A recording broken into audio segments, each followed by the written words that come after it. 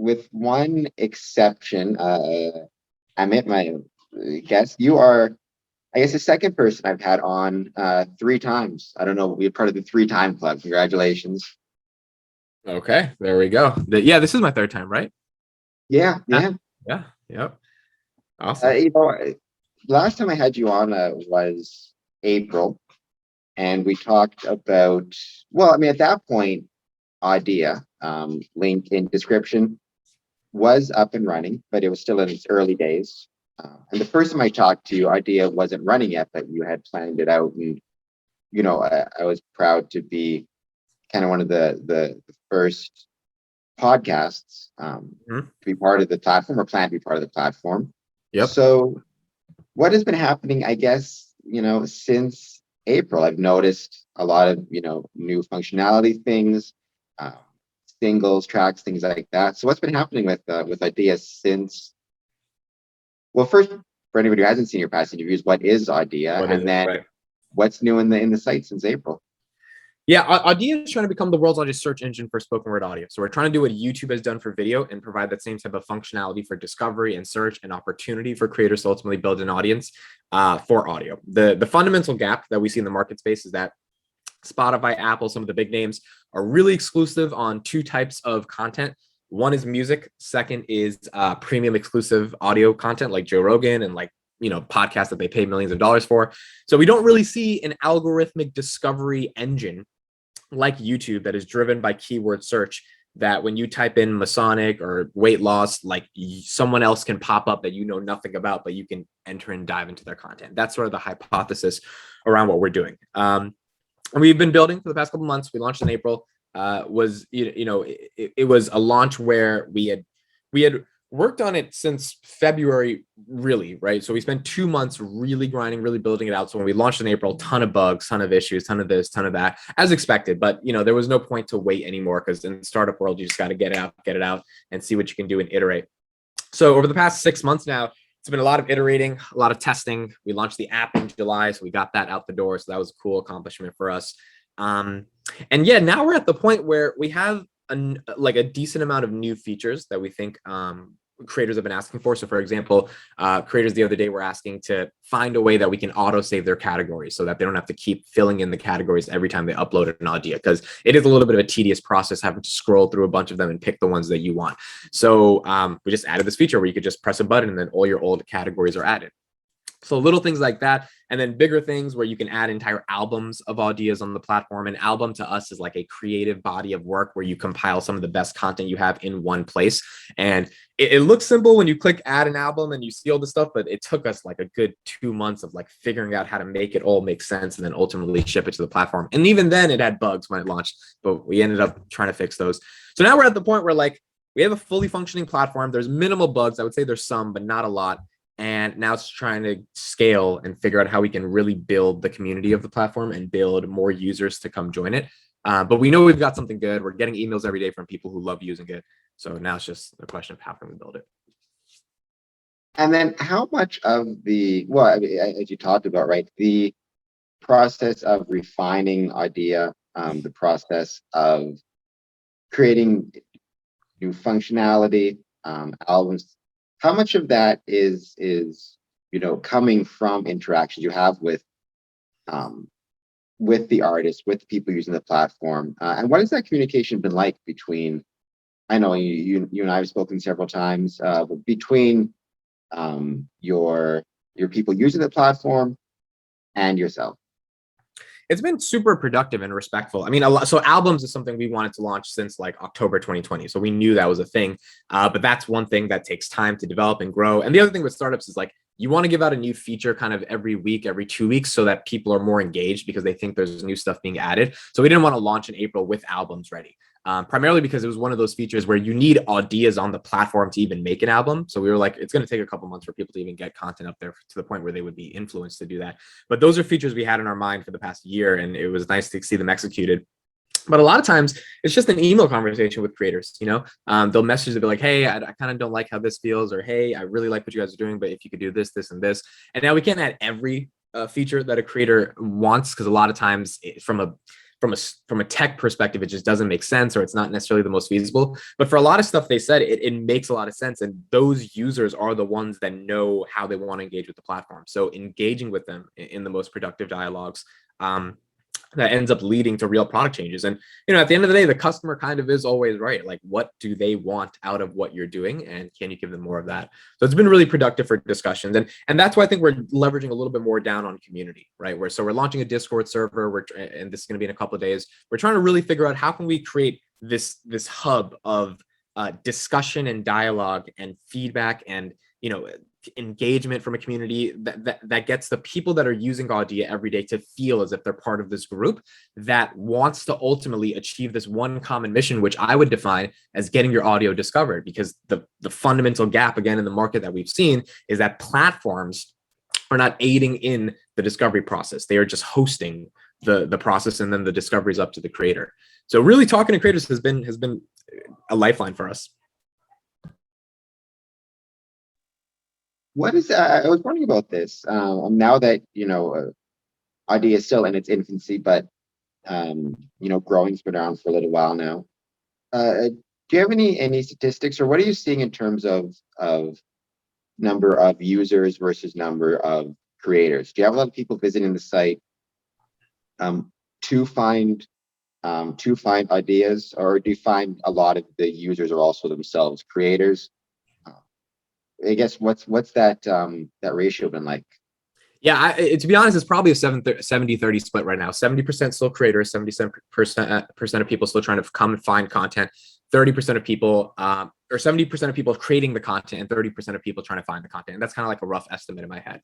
And that's a number that has to change, obviously, right, over time. I think when you're doing startups, there's always a chicken and the egg problem, right? The chicken and the egg problem is like, people aren't going to come unless there's content for them to create, and creators are not going to create unless there's an audience for them to consume. So what we did in the early days is we did a pretty good job with people like yourself and a lot of other creators of saying, look, I think the potential of this could be really big. We can't guarantee you're going to find an audience immediately, but if you trust in us, trust in the process of what we're building, then this thing could become big, and you could ultimately reach an audience that could be really meaningful and vital if it goes to the moon.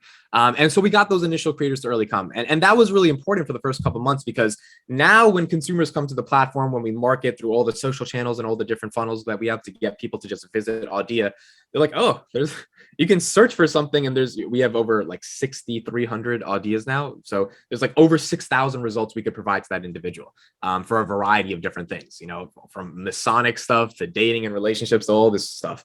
So we think we're at a point now where as we drive traffic to the platform, there will be people who find meaningful content. But that's the trickiest thing about startups, is like we're competing with Spotify and Apple and YouTube, and like getting people away from that is the thing that we're trying to figure out. So as we do that, I think, it can expand and scale. You brought up Spotify and just different services. One thing I think is really unique about the internet, which I don't know if it could have been predicted when it first came out, or the way it's kind of unfolded, is there's kind of this tension. Part of me, when I think of the internet, I think of it as like a monolith, just a monolithic community. Like the whole world is on there, kind of doing whatever it is they're doing on there. But then you start to see these different communities and types of communities forming around different, whether it be social media apps or search engines, or Spotify, Podbean, all that type of stuff. Like it seems like different communities congregate to different areas and parts of the web. And you, like, most recently, I still use Facebook, and I was told Facebook is for old people. So it's just funny how communities start to become defined based on the type of app you're using, the type of programs you're using, search engines you're using. Do you think, has there started to become kind of a community identity around Audea, or is that still forming, because it is still early? Yeah, I think it's our job. It's a great question. I think it's our job to cultivate what that is. And community is a buzzword that's being thrown around a lot when I think of startups and technology, and I'm deep in it. And sort of the idea is that in 2021, if you can get a community that feels passionate about a product, and because of the tools like Discord and Zoom, you can centralize that community and actually have meaningful engagement with them. It doesn't just have to be, across email campaigns on a newsletter. Then there is an opportunity for them to be the evangelists of your product and for them to be ambassadors of your product, because they know that the product has a lot of upside in it for them, whether that is financial, which one day Audea hopes to have revenue split with creators, but we got to get to some scale so that we can actually bring in advertising dollars and things like that, so that we can actually populate the platform with monetary incentives, or just attention upside, right? Like if TikTok had, 1,000 creators in the early days in 2016, when TikTok wasn't as big as it was, and those 1,000 creators were really getting people to learn more about TikTok and start bringing people to the platform, again, those 1,000 early creators were going to get most of the attention because they're like the ones that are mainly producing content on the platform. So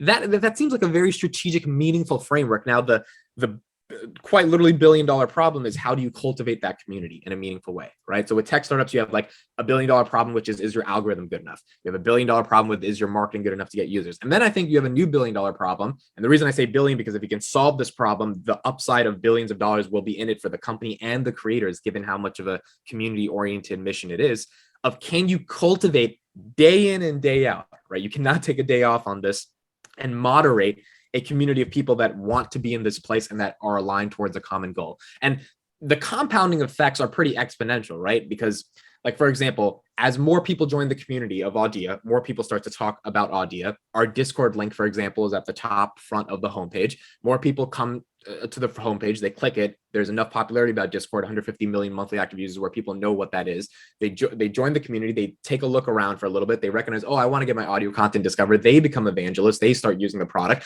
they get their audio content discovered. So it's really compounding effects over time.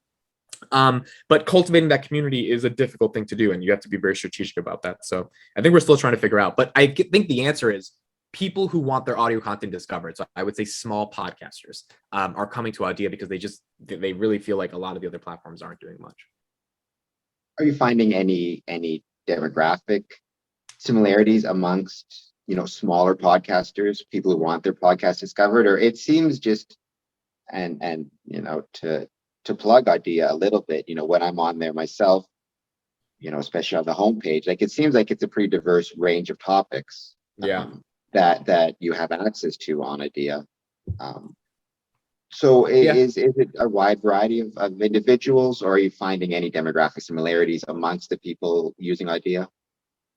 Yeah, I would say it's a wide range. I guess, like, because I'm trying to think age, and I'm like, we have people who are older, people who are smaller. Race, we have a lot of different categories of creators. Gender, I would say same thing. I guess diversity of opinion and thought is definitely super present and super there. Again, like, it amazes me sometimes when I'm scrolling myself what pops up, and I see every Audea that's posted before it's posted, right? Because I just like have control to see that, and I forget about them. And as I'm scrolling through my feed, as I use it, I'm like, whoa, this is interesting. I mean, like, I care about death and mortality a lot, and we have this one podcast that's just dedicated towards talking about how to end life peacefully. I'm like, wow, that's like very interesting stuff for me. And like, this whole person dedicates their content towards that. And then we have people that have this really humorous stuff that are analyzing pop culture, and then we have people like you. So it's crazy to me because in 6 months we really have cultivated.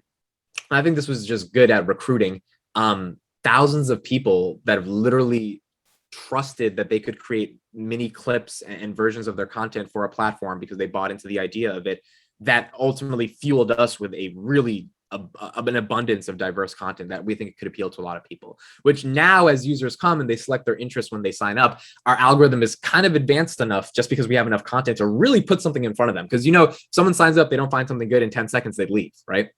So I think now is the point where we're at the stage where we can actually recommend content. So yeah, I think it's a really diverse group of people, and a lot of them just want their audio discovered at this point.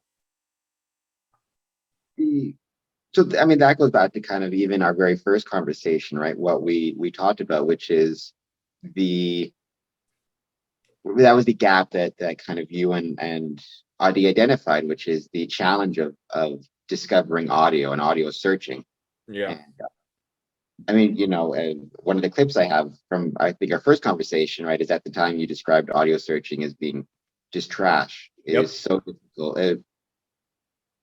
So, Audea is taking steps to solve that problem, do you see groups or other individuals kind of recognize the same problem and are modifying it? And from, Audea's perspective, how do you think you've done in kind of resolving that issue of helping people, both discover audio and helping creators get their content, get their audio out to the public? And it's cool. Let me read you this email I got yesterday. So this is a plug to a creator named Candy Ho that's on our platform. And she emailed me this yesterday at 5:05.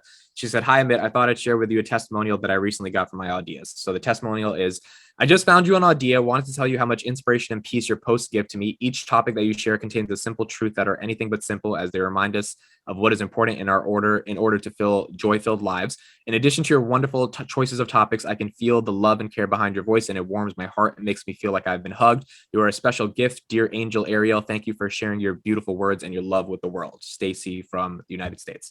So to me, when I got that testimonial, I was like, this creator Candy. So what she does is she releases little motivational spiritual messages, and they're from like 5 to 10 minutes each, and she puts out probably like 2 a week on Audea.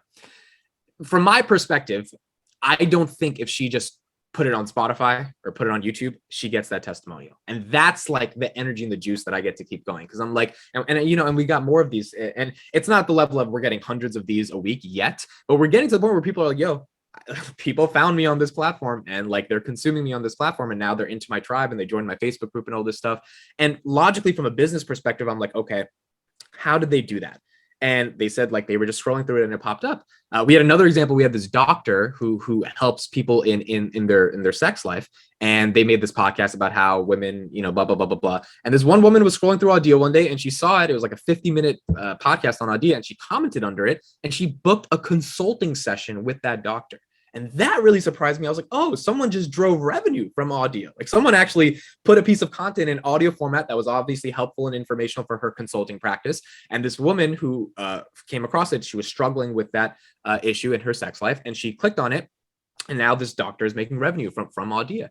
So like examples like that to me have shown me that the primary mechanism, the hypothesis I had in February when we talked, which is, can we create an algorithmic feed of audio like YouTube does for video? And if we can get that to be good enough, can users enjoy the process of discovering content in that way, given the quality nature of the feed, which I thought was a pretty decent assumption given Clubhouse and the fact that Clubhouse, all it is a feed of audio. Now it's live. That's the differentiating part, but it's just a feed of audio at the end of the day that Spotify and Apple aren't necessarily providing. Then this could have potential. So just testimonials like that have sort of showed me that we have the ability to do this.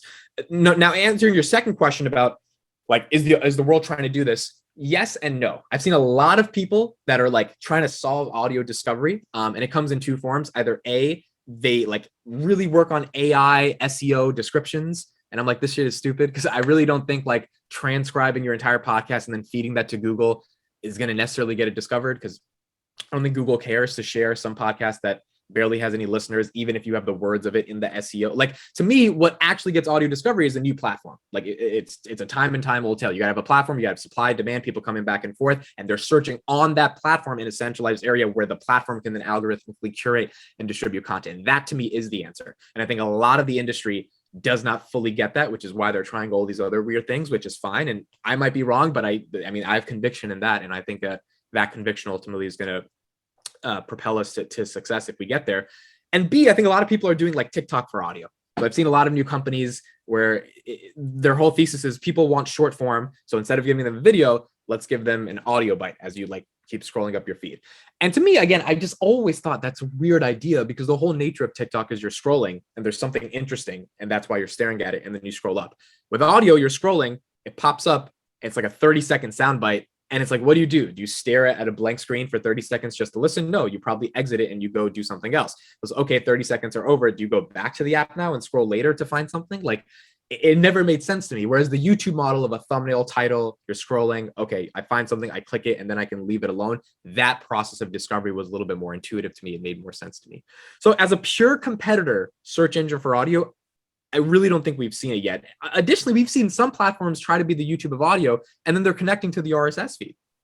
And I'm like, and they claim on their platform we have 37 million pieces of audio. I'm like, no one cares about that much. Like, no one gives a shit about 37 million. People give a shit about what the platform can algorithmically curate, but they're so obsessed with like still having all the New York Times and Wall Street Journal content on their platform. And we are just like, but creators are having to compete against those high quality studio platforms content on every platform, which is the reason why, you've got to create something that is intrinsic to them where they can upload and they can immediately get recognition. So I don't think we have a true competitor. I think we have people in the space, but hopefully if we win, then it'll be because of these convictions that we have. I gotta mention it. It just, this is kind of a side issue, but you mentioned Clubhouse. Is that still like? Is that still relevant? I feel like that was such a fly close to the sun type of thing. Like, I've got it on my phone. I got an invite from my buddy Dirtbag Kelly. Thank you, Kelly, for it. But like, I feel like for 5 minutes everybody was talking about it, and then it just, I haven't heard of it. Just sits there empty on my phone. Like, I don't. It just seems like a weird app that was really popular and then just went away. I don't know. Nobody's talking about it, it seems like, anymore. Well, I think when we talked in February, they had a $1 billion valuation. That's what created the buzz. And then Twitter offered them $4 billion to buy it. And their investment capital firm rejected that offer, and they led a new round of funding at $4 billion. So they gave them $400 million for 10%. So that valued them at $4 billion. So the company is now worth $4 billion. And I mean, they've done pretty well with this. So they were starting 300,000 rooms a day, which is the equivalent of like uploading an Audea, except it doesn't stay forever. Then they went to 700,000 by May per day. And now they're at about 1 million rooms that are started live per day. And they have these all new features where you can search, you can press in a letter, and you can find rooms all across the world, et cetera, et cetera. So my thoughts on it are, it has an audience. It's going to be relevant for the next 4 or 5 years. Presumably, they have a really good team of people. They're building out a lot of features, all that stuff. I guess the question is, does a society get to a 40, 50 million user platform of people only using it to access live conversation? Maybe we've kind of done that with video. Maybe that can happen for audio.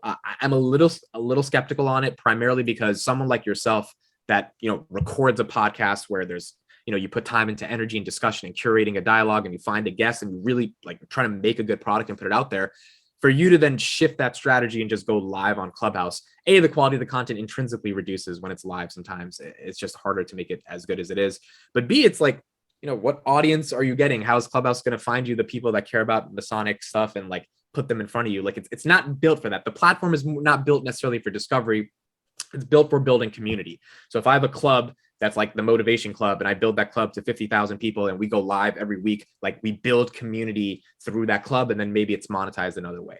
So I don't know how relevant they're going to stay. The other problem is they don't sell ads. They've been very anti-advertising, which is fine, right? Like, if you want to do that as a company, that's cool. But the problem is, it's nice to say that, but it's like, then how do you make money? Because there's only 2 ways in this world. Either someone pays you to get their stuff in front of you, or you pay them. So are they betting on people paying a $5-6 subscription to access primarily not good quality audio live content, right? When Spotify is free and there's the world's podcast in your corner, it's hard to determine. And this is the reason why people are saying it might be a pump and dump or a crash and fire, is because this happens in Silicon Valley a lot. There's an investment capital firm that pumps up this company, values it at $4 billion when they haven't made a dime of revenue in 18 months. That's the stuff that pisses people off in the Mideast and Midwest, because they're like, why are these people just automatically getting all this money and attention? And then that company potentially crashes and burns, and there's not a lot of value associated with it. So I don't know what's going to happen. I do know that people are using it right now. I guess it's just a question of, is this sustainable and can they monetize it? That's always the question, right? The sustainability of anything, I suppose, especially in the kind of the tech world, right? How sustainable, and the monetization becomes a part of that, right? Like, yeah, unless you have something that's willing to be like a kind of a loss leader for something else, for something bigger, how sustainable can the actual product be?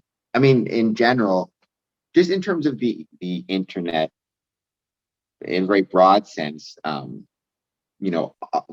internet content, even that, I mean, do you see that as being sustainable long term? Do you think, so long as there's a platform whether it be Audea, YouTube, people will continue to download and create? Or do you think kind of even that eventually may become, you know, old news to people? Well, I think it's the question of what is going to be the internet in 10 years. And I think there's no secret that at the end of the day, these are just boxes that are controlling how we access information. And they're nice, fancy, touching looking boxes, but there's going to be another form factor of how we consume content. You know, we had the Blackberries and like the real weird phones with the antennas, and then that transitions to the iPhone, which changed everything. But I think eventually people get bored of stuff, right? And the iPhone 13 came out, and it looks like the iPhone 12. They just like maybe added like a little speck right here, and they're like iPhone 13. So like, at what point do they like keep innovating on this form factor? I think glasses and VR is probably going to be the next evolution of how we get content, which means it will still be the internet, because at the end of the day, the internet is just a decentralized protocol that allows anyone to create and consume something. So it will be the internet. I think the question is the form factor of how the internet is distributed to the masses, which at this point are about 4.5 billion people around the world using it. I don't think the way we get it, which is this app on a phone through an app store, is leaving probably for the next decade, because it already has really, really massive scale. And for like glasses, for example, to become the next iPhone, it would take a good 7-8 years for that to get mainstream adoption, especially to compete with the iPhone, because Apple's not, giving it up anytime soon. So yeah, I don't know. It's definitely going to change. It's interesting to see it change, because if, we're on Instagram just by like flicking our glass or something versus looking at a phone, that changes everything. That means the person who creates this glass now has a potentially $1 trillion, market opportunity there, which leads to a lot of interesting discussions of how do we even code products for your glasses. I mean, it's definitely going to be exciting, but don't know what's going to happen. I mean, does anybody with the internet, right? Like who? Yeah. I don't think anybody could have. It's fascinating to think about. I mean, I'm not a tech guy at all. As far as I know, there's a magic troll in my phone that is, working some type of gizmo that is sending magic waves to you. Like I have no idea what's happening right now. And that's how it should be for the majority of people. You shouldn't need to know what's going on, right? That's the beauty of the iPhone and just tech. So for them to create that type of magic of we don't know how it's happening, but it's happening and it's producing amazing outcomes, it's going to be hard to do it again, but it probably will happen eventually. Although, do you think that kind of could be one of the, if somebody is perhaps say a more naturally distrustful person, do you think that lack of, because so many people, their relationship with their phone is it's that, they know how to turn it on, they know how to move the buttons, but they have no idea why or how the button that they press, how that actually results in, them getting to Facebook or them getting to Audea or that type of thing. Do you think some of the, the more wacky conspiracy theories out there about Amazon and Google and this, and do you think some of that is being fueled by kind of the increasing power of this technology and how little so many people understand it? Yeah, I mean, like, I think a lot of people that sometimes say like, Amazon Alexa is spying on you or she's listening to your conversations. I mean, like, there might be some truth to it. A lot of it is run by like, I think what's going on, I think we talked about this in February, is there's just a whole lot of distrust with big tech now. I mean, with the Facebook whistleblower and everything that's happened over the past couple months, we're starting to not want these companies to dictate every aspect of our lives, especially Google and Facebook, because I mean they are public utilities at this point. So that presents an opportunity for a company to break through that does, like, so for example, DuckDuckGo. I don't know if you've heard of them, but they are a search engine that sells ads as to monetize, but they don't use your data. And I went on some stats today. It's like the 14th most popular website in the world or something. I'm like, oh, a lot of people have switched from Googling to using DuckDuckGo. And it's almost the same experience. I mean, Google is not that much better of a search engine. At the end of the day, they're crawling the same website feeds. But the business model is a little bit different. So Google just has scale, right? They're on your computer. They're going to be on your computer probably for the next 5-10 years. So getting them off is a little bit hard. But there's a lot of people trying to like just replace all of these tech firms that they think have essentially monetized user data and not shared any of the participation of that user data going back to the creators. And I think Facebook, Instagram, Twitter, TikTok, these are the biggest examples because they don't give a dime of revenue to people. Like YouTube at least gives the money they make from the video. And they're doing a pretty big job of getting all that in one place, and they give a majority to the creator. which is cool. They have some censorship issues, which I understand. But the other big tech platforms, they don't do anything. So I think that creates the mistrust. I also think all the vaccine information in January 6th in the United States, that created a lot of mistrust as well, which leads to all these conspiracy theories of what these companies are actually up to. But yeah, I'm just focused on building Audea. I'm like, if they collapse, that's better for me, I guess. I'm not going to be out there to collapse them. I'm just trying to find my space in the market and hopefully get something where honestly, all I care about is getting creators discovered, because like that's the purpose we had. And staying true to that purpose that I had in October, I can't let that get away. I just try to remind myself of that every day and just keep going from there. Speaking of that purpose and building Audea, we're talking offline about kind of what's coming up in the very near future for Audea. So tell us about that. What the plan is moving forward, and kind of what we're talking about in terms of what we talked about even earlier, right? Building these communities. Yeah, we're kind of just going all in philosophically on building communities and building a community around Audea, whether that's through Discord servers, Facebook groups, weekly Zoom calls, all that stuff. We're still trying to figure out what the logistics of it looks like, but we are trying to ultimately implement that at scale and figure out how we can cultivate enough people to care about Audea, the product. Additionally, this is the thing I was going to tell you about as well. We're launching on a website called producthunt.com in December. Product Hunt is basically a website that gets millions of people that come to it every day to find new products that are launched. And if you get enough upvotes, which is their version of a like, in the first hour of your product being up, it gets onto the homepage, and that really can change the entire destiny for a product. Anchor got onto the homepage the day they were launched. They raised, $10 million of funding. Robinhood, big financial app, was able to launch successfully on Product Hunt. So we're trying to also gather and build a community of people around, so that the day we launch, people can actually upvote the product, because you need people to upvote it, because there's hundreds of products launched a day to stand throughout the noise. And if we can get on that homepage, then it's a compounding effect, because every time someone goes on the homepage, if you're already up there, they're going to immediately see you. But if you're not on the homepage, it's going to be hard for them to discover you. And then we want, hopefully, for that to be a huge catalyst. There have been products that have gotten like thousands of users the first day as of them being live on Product Hunt and then being on the homepage. But you need a community of people organized around you to actually help you get to that goal.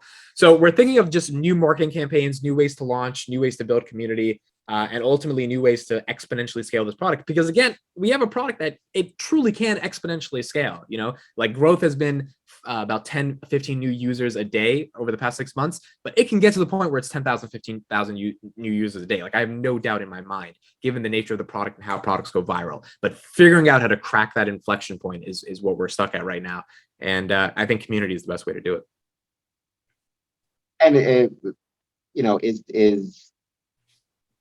is that idea, that thought, that focusing on community, is that just based on your research thus far and into how other apps have scaled, and how other how things in the internet scale? Does it tend to be focused on or based on creation of a community? It's based on a lot of. Yeah, I guess it's based on a lot of research I've been doing and just seeing what works. And also like kind of logically thinking, it's like, if you don't have people that are engaged every day, or at least every other day, about your product and are constantly talking about it and thinking about it with the people who are building it, then it's hard to ask them to be engaged and care about the product enough to share it to their family members, right? So for example, 10, 15 years ago, if you were the CEO, you made a product and like the marketing team handled the communications, and like, you didn't know who your users were. You didn't need to. You were the CEO, right? You were like that boss guy. Now it's like, if you're the CEO, your creators should be on podcasts with you, like we're doing right now. They should know about you. They should know about your motivations. They should know who you are. They should know about some of your political beliefs, religious beliefs, whatever it is, because that level of analysis and relationship, even if they disagree with you, that you have with people that are using your product, is essential for them to feel as if you care about them as being an early adopter for the product, and to ultimately become an ambassador for your product. And I think that the reason why, which is different from 10, 15 years ago, is the world is so much more noisier, right? Like you could be doing anything other than listening to a clip on Audea on an audio app that just launched and is brand new. You could be watching Netflix. I mean, there's so much stuff that's gathering our attention that wasn't there 15 years ago. Why do you choose to tweet about Audea or even upload to Audea? It's because you're part of, hopefully, this community that ultimately makes you feel like there's this common shared mission and goal that you're going to walk down the path with the founder on, and then celebrate together at the end if it becomes successful in whatever upside that you have in the platform succeeding. So I think that it just logically makes sense. There's too much stuff going for our attention, unless there's an engaged community around what you're doing, there's no way you're going to give your attention to the new thing that wants to one day become big. So cultivating and building that community is logically the only way in 2021, 2022 to stand out. You have just, you sound very much like every single Freemason I have ever talked to about the challenge of membership retention in Yeah. 2021. And really even, I've joined since 2000. I joined in 2007. Trying to, whenever the issue of membership comes up, as it does often, one of the standard concerns is the number of things competing for it,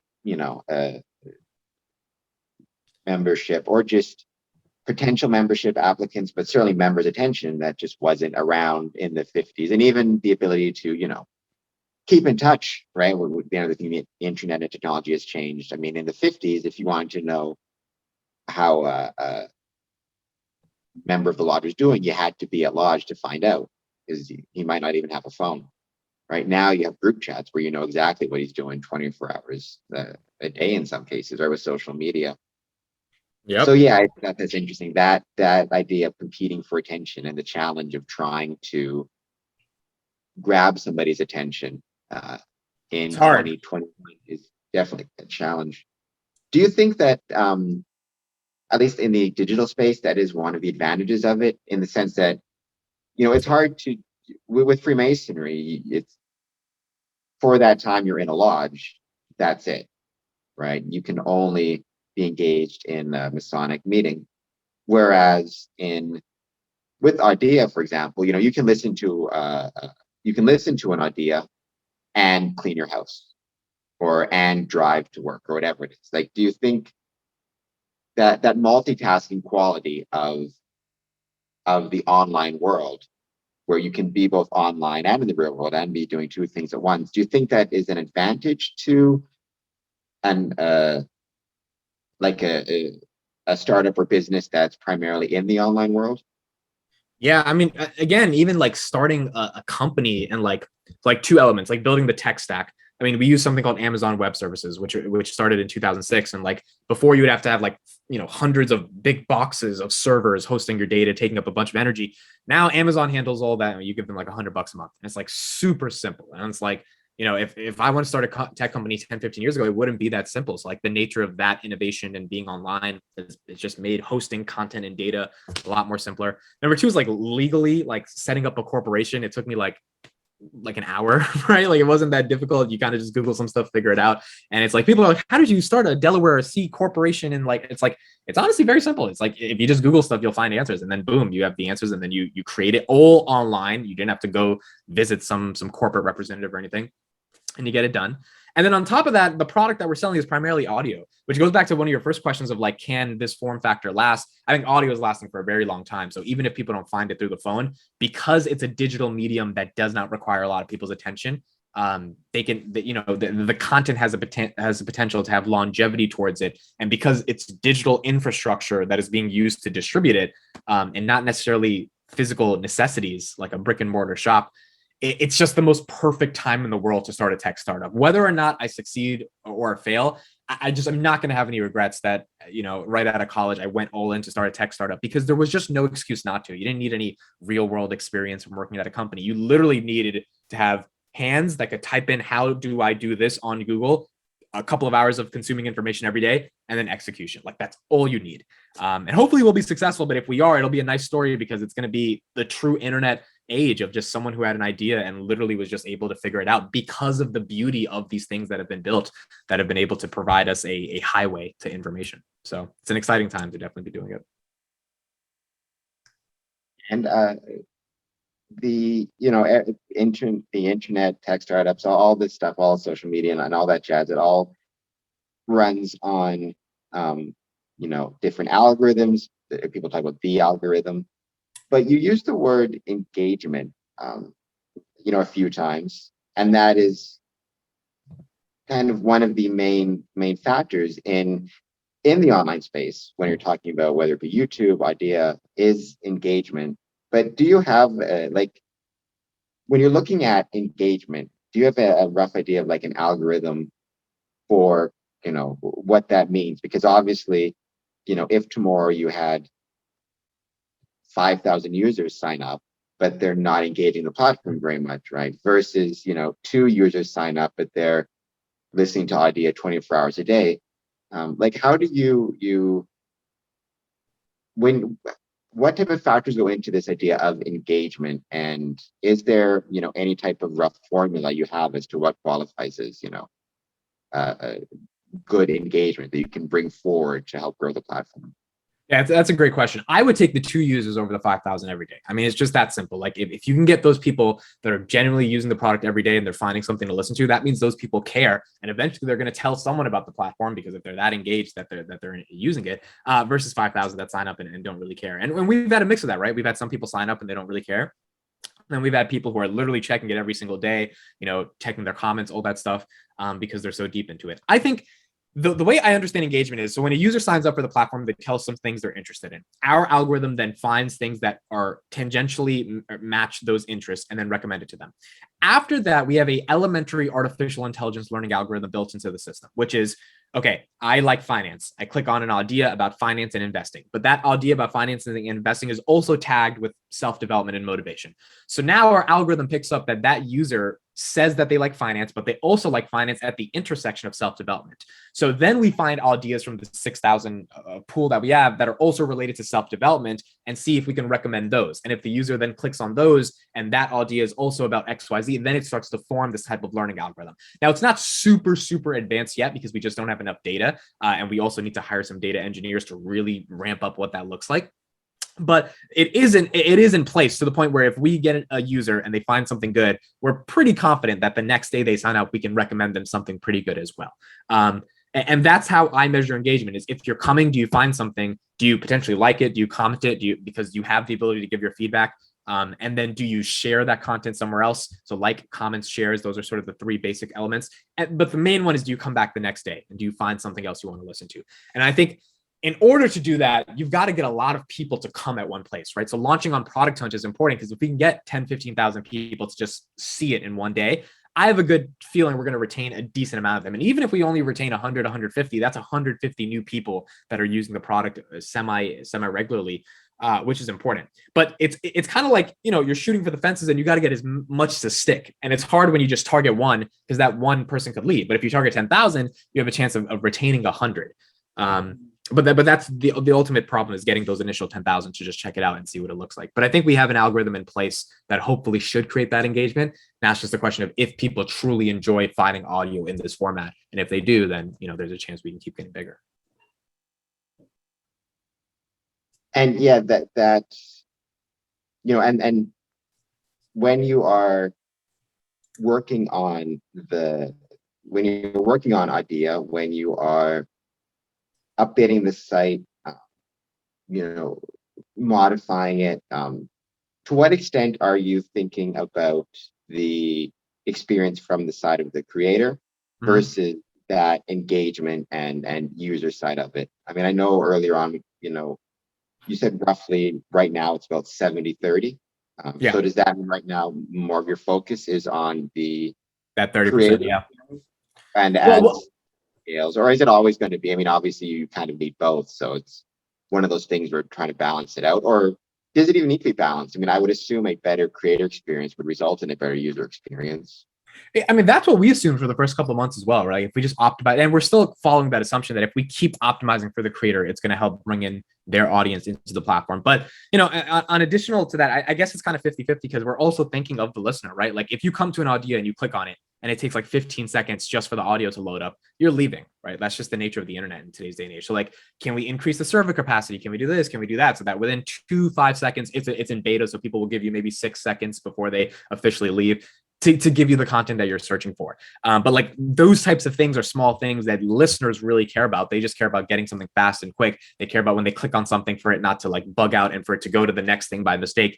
I think we've optimized for getting rid of a lot of those, but yeah, it's really a 50-50 split of like making sure there's new features every week for creators to be engaged and for them to keep using it. But for when listeners, when we are lucky enough to get them to come, for them to have a meaningful experience with finding and relating to content. So I guess it's a balancing act of both. It's difficult for both sides.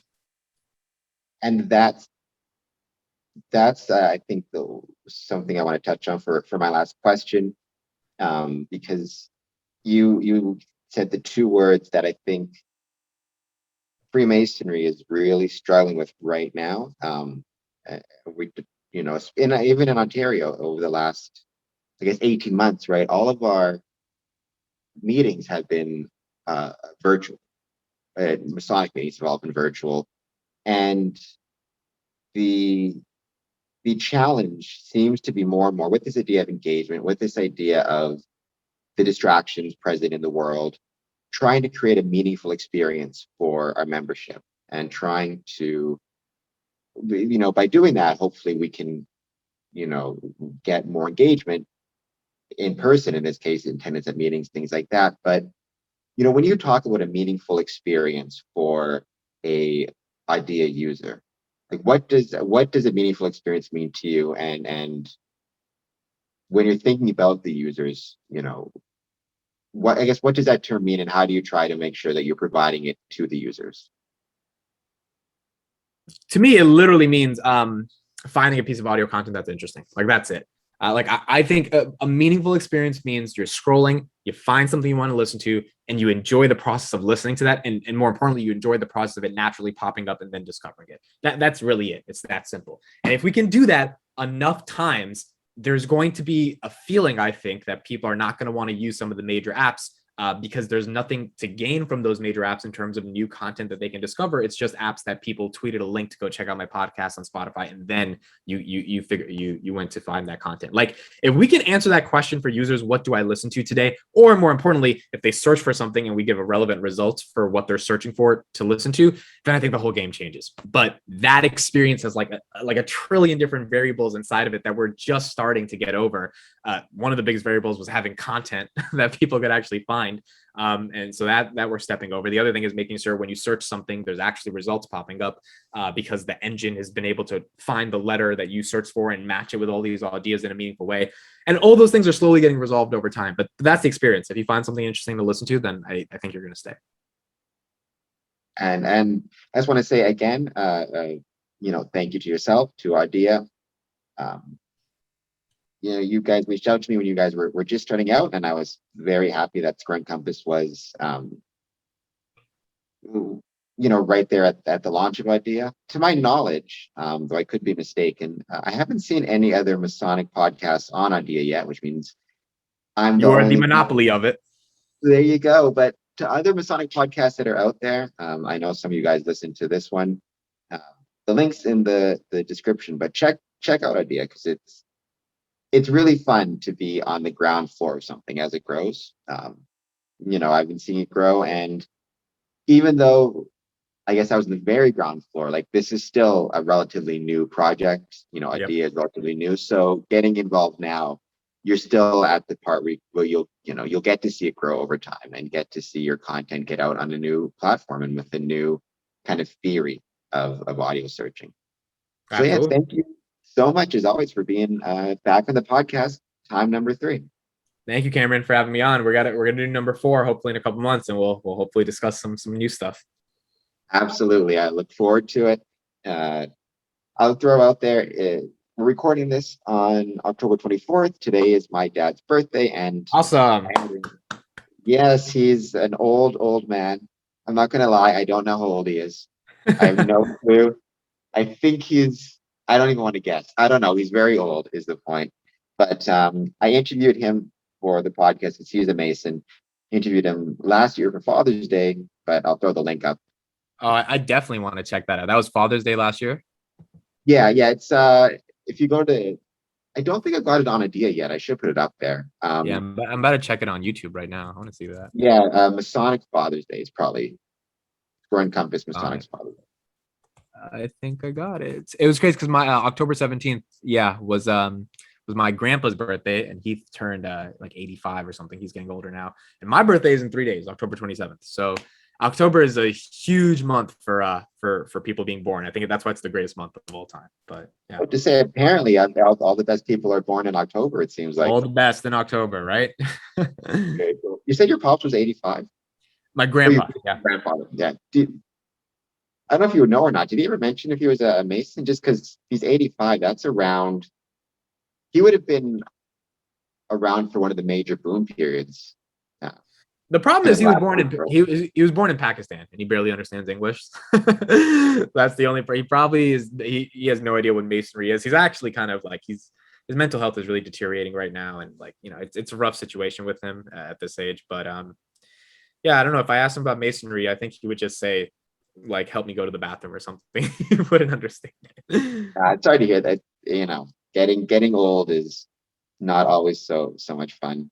So, especially sometimes for the family members, right? Because it always sucks Yeah. when my grandparents they passed away now, but they were yeah, they had some problems as they got older. So that sucks. And that's how we're gonna end this podcast, knowing that every birthday you're a year closer to death, and that's What to way to bring it down. I kind of ruined this. Well, my dad's doing well. There you go. happy for My that. dad's good. So thank you so much as always, and thank you again for all the work you do with Audea, and I'll just speak for myself for helping me get my podcast out and get Freemasonry out to a different audience. Absolutely. Thank you, Cameron, for having me on. I'll see you next time.